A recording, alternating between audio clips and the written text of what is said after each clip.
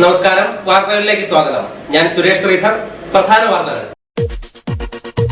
ഹോട്ടലുകളിൽ വ്യാപക പരിശോധന നടത്തിയ ഹോട്ടലുകളിൽ ഏറെയും ലൈസൻസ് ഇല്ലാത്തവയെന്ന് ആരോഗ്യവകുപ്പ്. മരച്ചീനി കൃഷി ഇലമുരടിപ്പിൽ, കർഷക രോഗം ആശങ്കയിൽ.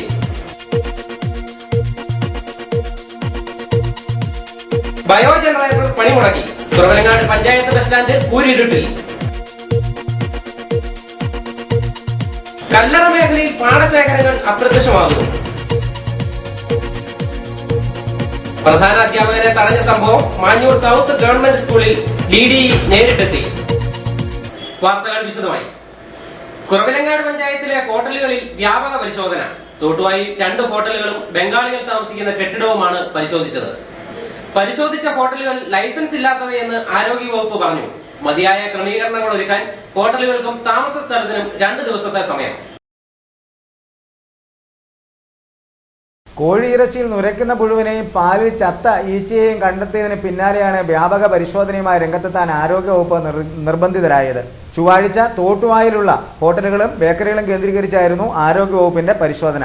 ആരോഗ്യവകുപ്പ് ഹെൽത്ത് ഇൻസ്പെക്ടർ KK ശ്രീനിവാസന്റെ നേതൃത്വത്തിലാണ് തോട്ടുവായിലെ വിവിധ ഹോട്ടലുകളും അന്യസംസ്ഥാന തൊഴിലാളികൾ താമസിക്കുന്ന സ്ഥലവും പരിശോധന നടത്തിയത്. പരിശോധന നടത്തിയ 2 ഹോട്ടലുകൾക്കും ലൈസൻസ് ഇല്ലാത്തവയാണെന്നും മതിയായ ആരോഗ്യകരമായ ചുറ്റുപാട് പുലർത്താത്തവയാണെന്നും ഹെൽത്ത് ഇൻസ്പെക്ടർ പറയുന്നുണ്ട്. ബംഗാളികൾ താമസിക്കുന്ന കെട്ടിടത്തോട് ചേർന്ന് മതിയായ ശുചീകരണ പ്രവർത്തനങ്ങൾ നടത്തുന്നതിനോ പ്രാഥമിക ആവശ്യങ്ങൾ നിറവേറ്റുന്നതിനോ ക്രമീകരണങ്ങൾ ഒരുക്കിയിട്ടില്ലെന്ന് കണ്ടെത്തിയിട്ടുണ്ടെന്നും അനാരോഗ്യകരമായ ചുറ്റുപാടിലാണ് ഇവ പ്രവർത്തിക്കുന്നതെന്നും ആരോഗ്യ വിഭാഗം വിലയിരുത്തിയിട്ടുണ്ട്. പരിശോധന നടത്തിയ 2 ഹോട്ടലുകൾക്കും ബംഗാളികൾ താമസിക്കുന്ന കെട്ടിടത്തിനും അധികൃതർ നോട്ടീസ് നൽകിയിട്ടുണ്ട്.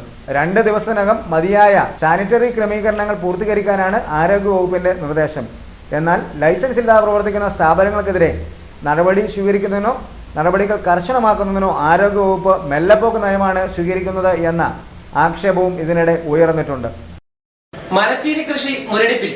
കുറവലങ്ങാട്, മരങ്ങാട്ടുപള്ളി, ഞീഴൂർ, കാണക്കാരി, കടുത്തുരുത്തി പഞ്ചായത്തുകളിലെ കപ്പ കൃഷിയാണ് രോഗഭീഷണിയിൽ. ബയോ പെസ്റ്റിസൈഡ് ഉപയോഗം രോഗത്തെ നിയന്ത്രിക്കാൻ ഉപകരിക്കുമെന്ന് കൃഷി വകുപ്പ്. ഏറെ പ്രതീക്ഷകളോടെ ആയിരക്കണക്കിന് രൂപ ചെലവഴിച്ച് നടപ്പിലാക്കിയ മരച്ചീന കൃഷി രോഗം ബാധിച്ചതോടെ കാർഷിക മേഖലയിൽ ഒന്നാകെ ഉണ്ടായിരിക്കുന്ന പ്രതിസന്ധിയിൽ നട്ടം തിരികുകയാണ് നൂറുകണക്കായ കർഷകർ. നാട്ടിൻപുറങ്ങളിലെല്ലാം സാധാരണയായി കൃഷി ചെയ്തിരുന്ന മരച്ചീനി ഇലമുരടിപ്പ് രോഗം ബാധിച്ചാണ് കർഷകർ പ്രതിസന്ധിയിലായിരിക്കുന്നത്. വൈറസാണ് രോഗബാധയ്ക്ക് കാരണമെന്നും വിത്തുകോൽ തിരഞ്ഞെടുക്കുന്നത് മുതൽ മതിയായ ശ്രദ്ധ പുലർത്തണമെന്നും രോഗബാധയില്ലാത്ത തോട്ടങ്ങളിൽ നിന്ന് കോൽ ശേഖരിക്കുന്നതിൽ കർഷകർ പ്രത്യേകം ശ്രദ്ധിക്കണമെന്നുമാണ് കൃഷി വകുപ്പ് പറയുന്നത്. എന്നാൽ വായ്പ വാങ്ങിയും ലോൺ എടുത്തും നടത്തിയ കൃഷി അവതാളത്തിലായതോടെ 1-2മല്ല 100 കണക്കിന് കർഷകരാണ് ബുദ്ധിമുട്ടിലായിരിക്കുന്നത്. ഇലമുരടിപ്പ് രോഗം ബാധിക്കുന്നതോടെ കപ്പയുടെ ഉൽപാദനം ശേഷി പൂർണ്ണമായി തന്നെ ഇല്ലാതാകുന്ന അവസ്ഥയിൽ വളത്തിനും പണിക്കൂലിക്കുമായി ചെലവാക്കിയ പണം പാഴ്ചെലവായി മാറുന്ന സാഹചര്യമാണുള്ളത്. കപ്പ കൃഷി നഷ്ടക്കച്ചവടമാകുന്നതോടെ വായ്പകൾ തിരിച്ചു നൽകാൻ കഴിയാതെയുമുള്ള സാഹചര്യത്തിൽ കർഷകർ നേരിടുന്ന പ്രതിസന്ധി ചെറുതല്ല. ജൈവ കൃഷിയിലേക്ക് തിരിയുന്നത് ഇലമുരടിപ്പ് രോഗത്തിന് ഒരു പരിധിവരെ പരിഹാരം കണ്ടെത്താനാവുമെന്നും ചാണകമടക്കമുള്ള വളം പ്രയോഗിക്കുന്നതിലൂടെ വൈറസ് ബാധയെ ചെറുത്തു നിൽക്കാനാവുമെന്നും കുറവലങ്ങാട് കൃഷി ഓഫീസർ ഹണിലീസ ചാക്കോ പറയുന്നുണ്ട്. ആവർത്തന കൃഷി പരമാവധി ഒഴിവാക്കുന്നതും വിത്തുകൾ തിരഞ്ഞെടുക്കുമ്പോൾ മതിയായ ശാസ്ത്രീയ പരിചയമുള്ളവരുമായി ചർച്ച ചെയ്യുന്നതും ഏറെ നന്നായിരിക്കുമെന്നും കൃഷി ഓഫീസർ പറയുന്നു. കുറവലങ്ങാട് പഞ്ചായത്ത് ബസ് സ്റ്റാൻഡ് കൂരിരുട്ടിൽ 18 ലക്ഷം രൂപ ചെലവഴിച്ച് നടപ്പാക്കിയ ജൈവ മാലിന്യ സംസ്കരണ പ്ലാന്റിന്റെ പ്രവർത്തനം അവതാളത്തിലായതോടെയാണ് ജനത്തിന് ദുരിതം. അറ്റകുറ്റപ്പണികളുടെ അഭാവം പ്രതിസന്ധിക്ക് കാരണമെന്ന് പഞ്ചായത്ത് പ്രതിപക്ഷം. പണിമുടക്കിയത് ബയോ ജനറേറ്റർ മാത്രമെന്ന് ഭരണപക്ഷം. കഴിഞ്ഞ UDF പഞ്ചായത്ത് ഭരണസമിതിയുടെ കാലത്ത് 18 ലക്ഷം രൂപ വിനിയോഗിച്ച് നടപ്പിലാക്കിയ ജൈവ മാലിന്യ സംസ്കരണ പ്ലാനിന്റെ ഭാഗമായുള്ള തെരുവ് വിളക്കുകൾ കാഴ്ചവസ്തുവായിട്ട് മാസങ്ങൾ കഴിഞ്ഞു. തിരുവനന്തപുരം കേന്ദ്രമാക്കിയുള്ള ബയോടെക് ആണ് കഴിഞ്ഞ UDF പഞ്ചായത്ത് ഭരണസമിതിയുടെ കാലത്ത് 18 ലക്ഷം രൂപ വിനിയോഗിച്ചുള്ള ജൈവ മാലിന്യ സംസ്കരണ പ്ലാന്റും പ്ലാന്റിൽ നിന്ന് ഉൽപ്പാദിപ്പിക്കുന്ന ഗ്യാസ് മാറ്റിയെടുക്കുന്ന വൈദ്യുതി വിനിയോഗിച്ച് തെരുവ് വിളക്കുകളും കത്തിക്കുന്നതിനുള്ള ക്രമീകരണങ്ങൾ ഏർപ്പെടുത്തിയത്.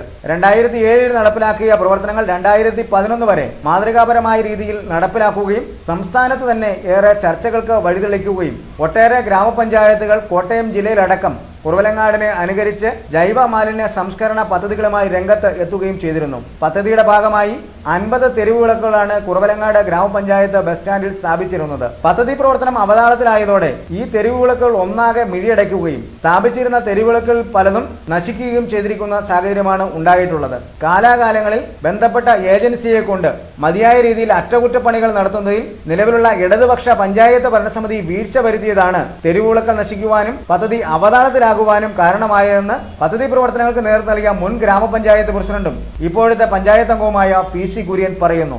എന്നാൽ മാലിന്യ സംസ്കരണ പ്ലാന്റ് പ്രവർത്തിക്കുന്നുണ്ടെന്നും പ്ലാന്റുമായി ബന്ധപ്പെട്ട് വൈദ്യുതി ഉത്പാദിപ്പിക്കുന്ന ബയോസിനറേറ്ററിന്റെ പ്രവർത്തനം മാത്രമാണ് അവതാളത്തിലായിരിക്കുന്നതെന്നും ഗ്രാമപഞ്ചായത്ത് അംഗം KK ശശികുമാർ പറയുന്നുണ്ട്. ബയോഗ്യാസ് പ്ലാന്റിന്റെ പ്രവർത്തനങ്ങൾ പൂർണ്ണമായ രീതിയിൽ കുറ്റമറ്റ നടത്തുന്നതിനായി കരാർ നൽകിയിരുന്നെങ്കിലും കരാറുകാരന്റെ ഭാഗത്തുണ്ടായ വീഴ്ച മൂലമാണ് പ്രവർത്തനങ്ങൾ ഇപ്പോൾ നേരിയ രീതിയിൽ അവതാളത്തിലായിരിക്കുന്നതെന്നും തെരുവുവിളക്കുകൾ പ്രകാശിപ്പിക്കാൻ കഴിയാത്തതെന്നും KK ശശികുമാർ വ്യക്തമാക്കുന്നു. ജനറേറ്ററിന് മാത്രമാണ് തകരാറുള്ളതെന്നും ബയോഗ്യാസ് പ്ലാന്റ് പ്രവർത്തിക്കുന്നുണ്ടെന്നും പ്ലാന്റിൽ നിന്ന് ഉൽപ്പാദിപ്പിക്കുന്ന ഗ്യാസ് പുറത്തേക്ക് കളയുകയാണ് ചെയ്യുന്നതെന്നും ശശികുമാർ പറയുന്നുണ്ട്. ഭരണ പ്രതിപക്ഷങ്ങൾ തമ്മിൽ ബയോഗ്യാസ് പ്ലാന്റിന്റെയും തെരുവുവിളക്കുകൾ കത്തിക്കുന്നതിനെ സംബന്ധിച്ച് വാദപ്രതിവാദങ്ങളും ആരോപണ പ്രത്യാരോപണങ്ങളും ഉയർത്തുമ്പോഴും ഒരു കാര്യം മാത്രം കുറവലങ്ങാട്ടെത്തുന്ന മുഴുവൻ ആളുകൾക്കും അറിയാം. ആയിരക്കണക്കായ വാഹനങ്ങളും നൂറുകണക്കായ യാത്രക്കാരും വന്നെത്തി പോകുന്ന കുറവലങ്ങാട് ഗ്രാമപഞ്ചായത്ത് ബസ് സ്റ്റാൻഡ് സന്ധ്യ മയങ്ങിയാൽ പിന്നെ കൂരിരുട്ടിലാണ്.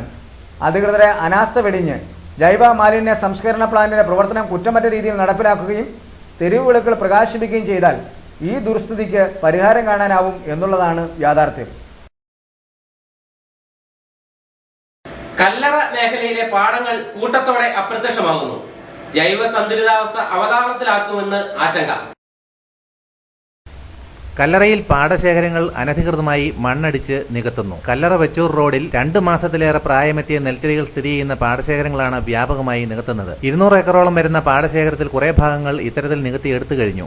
ശനി, ഞായർ ഉൾപ്പെടെയുള്ള അവധി ദിവസങ്ങളിലാണ് പാടം നികത്തൽ തകൃതിയായി നടക്കുന്നത്. ജില്ലയ്ക്ക് പുറത്തു നിന്നുള്ള ടിപ്പർ ലോറികളാണ് പാടം നികത്താൻ മണ്ണുമായി എത്തുന്നതെന്ന് ആക്ഷേപമുണ്ട്. പാടം നികത്തൽ ആരംഭിച്ചതോടെ നാട്ടുകാർ ഈ വിവരം ചൂണ്ടിക്കാട്ടിയിട്ടും നടപടി സ്വീകരിക്കാൻ തയ്യാറായില്ലെന്നും പരാതിയുണ്ട്. പാടം നികത്തുന്നത് വ്യാപകമായാൽ വീണ്ടും ടിപ്പറുകൾക്കെതിരെ ശക്തമായ നടപടികൾ ഉണ്ടാകുമെന്നും നാട്ടുകാരായ ടിപ്പർ ലോറി ഉടമകൾക്ക് ഭയമുണ്ട്. ഇതേ തുടർന്ന് പാടം നികത്താൻ മണ്ണുമായി എത്തുന്ന ലോറികൾ തടയാനും ഇവിടുത്തുകാരായ ഡ്രൈവർമാർ ആലോചിക്കുന്നു. കുറെ നാളുകൾക്ക് ശേഷമാണ് മേഖലയിൽ പാടം നികത്തൽ പുനരാരംഭിച്ചിരിക്കുന്നത്. ഒരു ഭാഗത്തെ പാടങ്ങൾ പൂർണ്ണമായി നികത്തുന്നതോടെ സമീപത്തെ മറ്റു പാടങ്ങളിലും കൃഷി ചെയ്യുക ബുദ്ധിമുട്ടാകുമെന്ന് കർഷകർ ചൂണ്ടിക്കാട്ടുന്നു. മാഞ്ഞൂർ സൗത്ത് ഗവൺമെന്റ് സ്കൂൾ പ്രവർത്തനത്തിന്റെ പരാതി കേൾക്കാൻ ജില്ലാ വിദ്യാഭ്യാസ ഡെപ്യൂട്ടി ഡയറക്ടർ നേരിട്ട് സ്കൂളിലെത്തി. സ്കൂളിലെ പ്രധാന അധ്യാപകൻ അധ്യയന ദിവസങ്ങളിൽ പോലും സ്കൂളിൽ ഹാജരാകുന്നില്ല എന്നാരോപിച്ച് ഗ്രാമപഞ്ചായത്ത് അംഗത്തിന്റെയും PTA കമ്മിറ്റി അംഗങ്ങളുടെയും നാട്ടുകാരായ ചിലരുടെയും നേതൃത്വത്തിൽ പ്രധാന അധ്യാപകനെ തടയുകയും ജോലിയിൽ തുടരാൻ അനുവദിക്കരുതെന്ന് അധികൃതരോട് ആവശ്യപ്പെടുകയും ചെയ്ത സാഹചര്യത്തിന്റെ പിന്നാലെയാണ് ജില്ലാ വിദ്യാഭ്യാസ ഡെപ്യൂട്ടി ഡയറക്ടർ സ്കൂളിൽ എത്തിയത്. തിങ്കളാഴ്ചയായിരുന്നു പ്രധാന അധ്യാപകന് ജനകീയമായ സമരത്തിലൂടെ PTA ഭാരവാഹികളും ഗ്രാമപഞ്ചായത്ത് അംഗവും നേരിട്ടത്. ഇതേ തുടർന്ന് അവധിയിൽ പ്രവേശിക്കാൻ ജില്ലാ വിദ്യാഭ്യാസ ഓഫീസർ പ്രധാന അധ്യാപകനോട് നിർദ്ദേശിക്കുകയായിരുന്നു. തുടർന്ന് സ്കൂളിലെ മുതിർന്ന അധ്യാപിക അന്നമ്മ വർഗീസിനെ പുതിയ ഹെഡ്മാസ്റ്റർ എത്തുന്നതുവരെ പ്രധാന അധ്യാപകന്റെ ചാർജ് നൽകാനും DD ഉത്തരവ് നൽകിയിരുന്നു. പരാതികൾ ശക്തമായി ഉയർന്ന സാഹചര്യത്തിലാണ് വിദ്യാഭ്യാസ ഡെപ്യൂട്ടി ഡയറക്ടർ ജിസി ജോസഫ് നേരിട്ട് സ്കൂളിലെത്തി പരാതികൾ കേൾക്കുകയും പരാതികൾക്ക് പരിഹാരങ്ങൾ നിർദ്ദേശിക്കുകയും ചെയ്തത്. ഗ്രാമപഞ്ചായത്ത് അംഗങ്ങളടക്കമുള്ളവർ പരാതികളുമായി വിദ്യാഭ്യാസ ഡെപ്യൂട്ടി ഡയറക്ടറെ സമീപിക്കുകയും ഉന്നയിച്ച പരാതികൾക്കെല്ലാം അടിയന്തരമായി പരിഹാരം കാണാൻ തയ്യാറാണെന്ന് വിദ്യാഭ്യാസ ഡെപ്യൂട്ടി ഡയറക്ടർ ഉറപ്പു നൽകുകയും ചെയ്തിട്ടുണ്ട്. പുതിയ പ്രധാന അധ്യാപകൻ എത്തുന്നതോടെ സ്കൂളിന്റെ പാഠ്യേതര പ്രവർത്തനങ്ങൾ കൂടുതൽ സജീവമാക്കാൻ കഴിയുമെന്ന പ്രതീക്ഷയിലാണ് അധ്യാപക, അനധ്യാപകരും, വിദ്യാർത്ഥികളും, മാതാപിതാക്കളും.